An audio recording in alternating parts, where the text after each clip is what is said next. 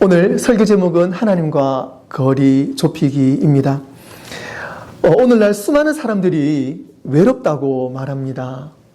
여러분들도 혹시 좀 외롭습니까? 미국 성인 그 2명 중 1명은 외로움을 경험한다고 그래요. 미국의 그 보건복지부의 그 보고서에 따르면요, 약 50%의 미국 성인이 외로움을 느끼고 있고, 특히 젊은 성인 층에서 그 비율이 훨씬 높다고 합니다. 청년층, 그러니까 만 18세부터 대략 한 34, 5세까지 그 청년층에서 약 30% 이상이 일주일에 3일 이상 외로움에 시달린다고 응답을 했습니다. 또 WHO 세계보건기구에서는요, 외로움을 공중 보건 위기로 선언하면서 장기적 외로움은 하루에 담배를 15개 피를 피우는 것과 비슷하게 건강에 위협을 준다고 말합니다. 놀랍지 않습니까? 담배가 너무너무 위험한데 하루에 15개 피를 필 정도로 그 외로움이 우리에게 상당히 위험하다고 합니다. 그래서 우리는 외로우면 안 되겠지요? 그런데요, 우리가 살고 있는 이 현대 사회는 너무나 발전을 많이 해서 소셜미디어로 전 세계와 연결이 되어 있고, 뉴스를 우리는 핸드폰을 통해서, 컴퓨터를 통해서 실시간으로 알 수가 있습니다. 그리고 이제는 전화한다는 그 개념을 넘어서 지구 반대편에서 있는 분들도 얼굴을 보면서 끊임없이 이야기를 할 수 있는, 실시간으로 이야기할 수 있는 그러한 시대를 우리가 지금 살고 있습니다. 그런데 사실은 마음 깊은 곳에서는 누구와도 진짜 연결되지 못한 채 외로움과 공허함 속에서 살아가고 있는 시대가 지금이라고 해도 과언이 아니죠. 사전에서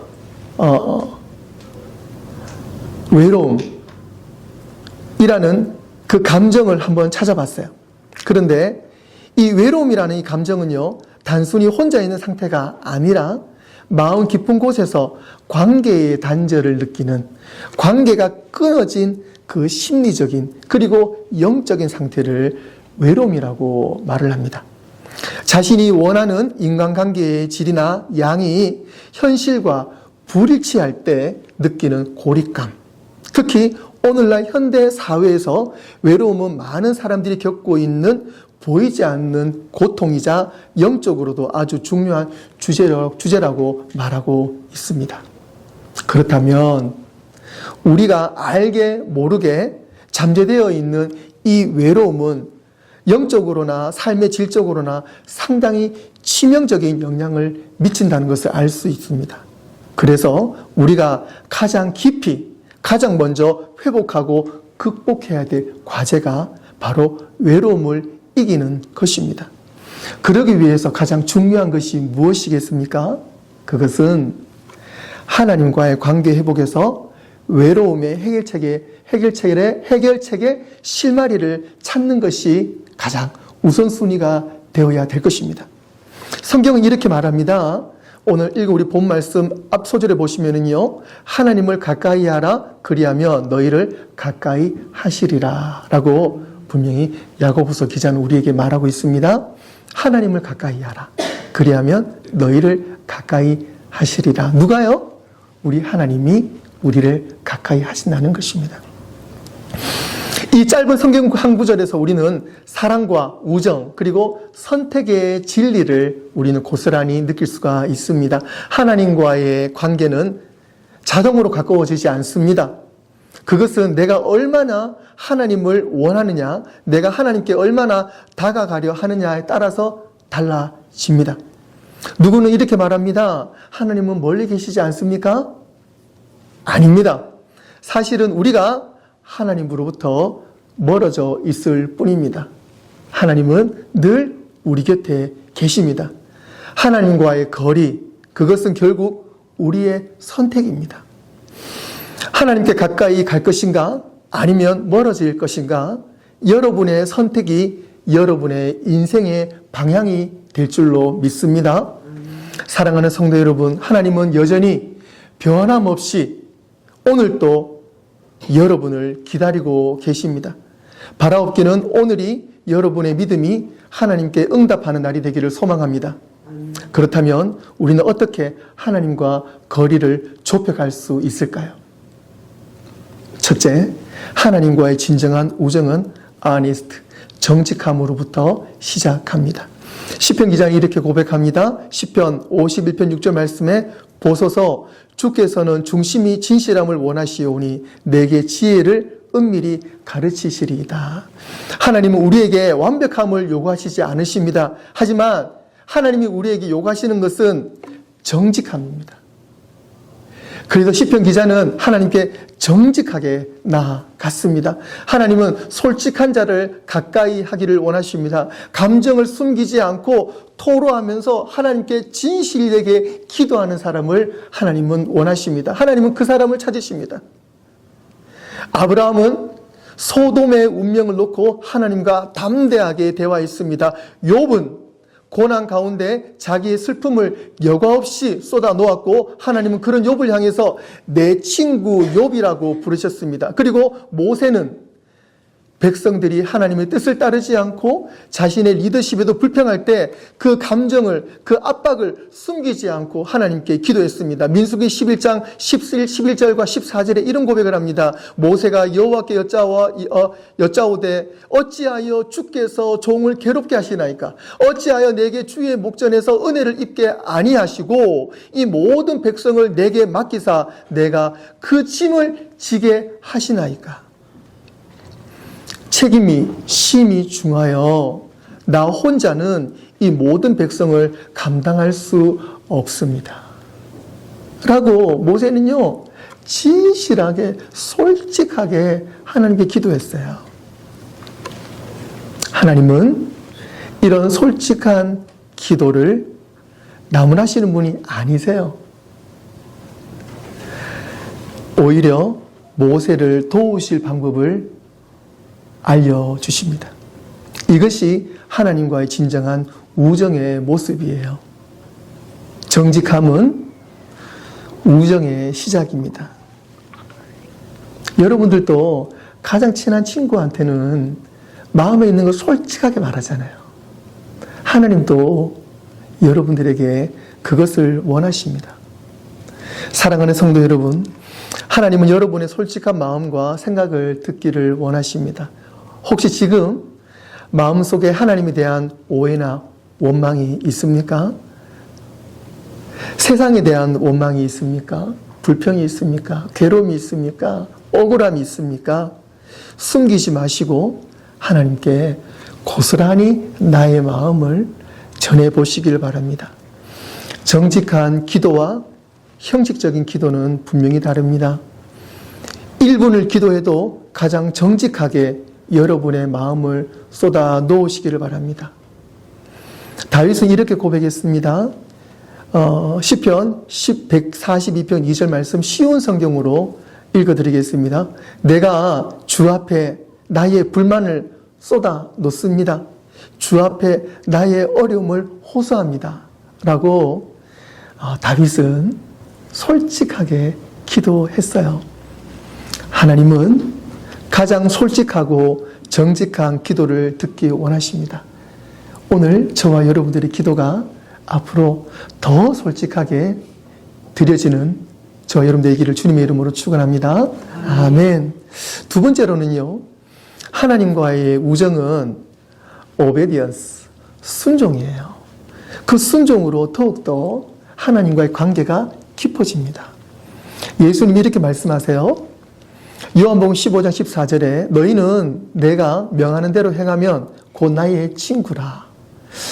성경은 명확하게 하나님의 가장 가까이 지낼 수 있는 방법을 알려주시는데요. 그것은 우리가 하는 당신의 뜻에 순종할 때 우리를 친구로 여기신다 그래요. 그런데 우리가 오해가 없어야 될 것은요, 세상 사람들은 순종을 복종으로 오해를 해요. 복종과 순종은 다르거든요. 순종, 오베디언스는요, 사랑과 신뢰와 이 자발적인 것이 포함이 되어 있어요. 그것이 이 순종의 이 근간, 이게 뿌리잖아요. 그래서 사랑으로 드리는 것이 순종이에요. 그런데 복종은 뭐예요? submission. 이 복종은요, 권위에, 내가 원하지 않는데 그 권위에 굴복하는 것. 그리고 내 뜻을 그냥 꺾는 거예요. 그 권위 앞에 복종하는 것. 이것이 바로 복종입니다. 하지만 우리는 하나님 앞에 복종이 아니라 하나님 앞에 순종하는 거예요. 하나님과의 관계에서 순종은 순수한 사랑에서 비롯되는 것입니다. 억지로가 아니라 기쁨으로 우리가 주님 앞에 순종하는 거예요. 그런데 이것을 누가 먼저 보이셨어요? 예수님이 먼저 보이셨어요. 예수님의 순종으로 오늘 저와 여러분이 이렇게 기쁨으로 예배를 드리고 있잖아요. 우리가 작고 평범한 일에도 하나님의 말씀에 따라서 행동할 때 그것이 바로 순종입니다. 누군가를 용서하는 것, 정직하게 행동하는 것, 어려운 사람에게 손을 내미는 것, 내가 좀 손해를 보는 것, 내가 먼저 져주는 것, 이 모든 것이 하나님을 향한 순종입니다. 그리고 하나님을 향한 우정의 그 증거가 되는 거예요. 그리고 순종은요, 가장 예수님을 닮은 모습이 순종의 모습입니다. 세 번째로 하나님과의 우정은요, sharing in God's concern. 즉, 하나님의 관심에 동참하는 거예요. 하나님의 관심에 내가 눈여겨보고 하나님의 관심 가지는 것에 내가 참여하는 것입니다. 그럴 때 하나님 관계가 더욱더 돈독해지고 더 성장합니다. 진정한 친구는 서로의 관심에 귀를 기울여요. 단적인 예로 예전에 제가 이제 그 한국에서 결혼을 할 때 지금도 아마 비슷할 텐데요. 신혼여행 가잖아요. 한국에서 보통 이제 신혼여행 간다 그러면은요, 조금 투자를 많이 해서 여유롭게 신혼여행 갈 때는 뭐 하와이 같은 데 가기도 하고요. 그 다음에 괌 이런 데 가고요. 그리고 보통은 되게 또 제주도를 많이 갔어요. 저희는 그 당시에 결혼을 하고 이제 미국에 올 준비를 하고 있었기 때문에 좀 돈을 좀 아끼고자 제주도도 못 가고 부산, 거제도 다녀왔습니다. 그런데 뭐 하와이건 뭐 괌이건 뭐 제주도건 간에 그 유명한 신혼여행지에 가면은요, 많은 신혼부부 커플들 있잖아요. 그런데 그 신혼부부의 그 커플도 보면 딱 티가 나요. 어떻게 티가 날까요? 문제. 어떻게 신혼부부인지 알 수 있을까요?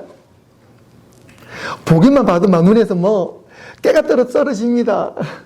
두 사람이 손을 잡고 보면 알 수가 있어요. 뭐 물론 예, 그런 부분을 보고도 그 사람이 방금 결혼했다 알 수가 있지만, 확실히 알 수 있는 부분은요, 그 당시에 하와이를 가건 괌을 가건 어디를 가건 결혼한 사람 커플들은요, 커플 티를 입어요.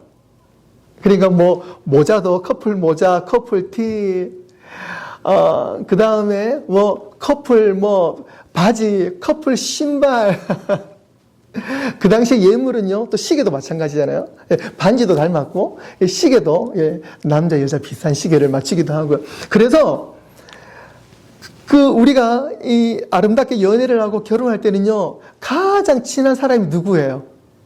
바로 와이프고, 그리고 남편이잖아요. 그리고 그 가장 사랑하는 그 사람에게 나의 마음을 주고받으면서 가장 티나는 것은 그 사람이 원하는 것에 맞추어 주고, 내가 원하는 것도 맞춤 받고요. 그러면서 가장 어떻게 하면 이 사람과 닮을 수 있을까?